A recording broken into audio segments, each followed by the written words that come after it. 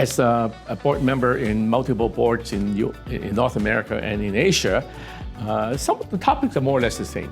As we discussed in the program this morning, geopolitics is the number one issue most boards talk about today. And then obviously there are other issues that concerns a lot of our stakeholders, including ESG. So those are, I would say, the top two, and then the third one will be talent. North American companies and Asian companies do not necessarily look at this geopolitics the same way. As you know, in North America, the media is quite biased. And most of the board members, they hear maybe one side of the argument, where we see this is a huge problem for us. But for Asian companies, now we are sitting here living in Asia, so we see the geopolitics a little bit different.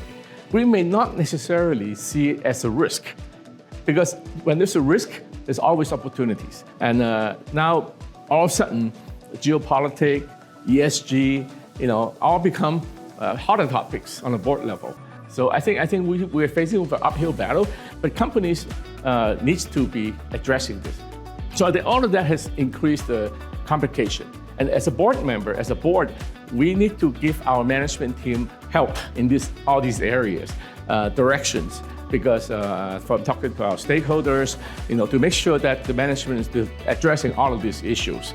It's easy to just focus on the numbers, but when the CEO has to spend the time focusing on more things today, that takes away his ability, to manage some of the topics, in certain part of the company. So the CEO's job has become more complicated, and we need to make sure we need to uplift the talent, uplift the skill of our CEO to make sure they can properly address all these issues as well.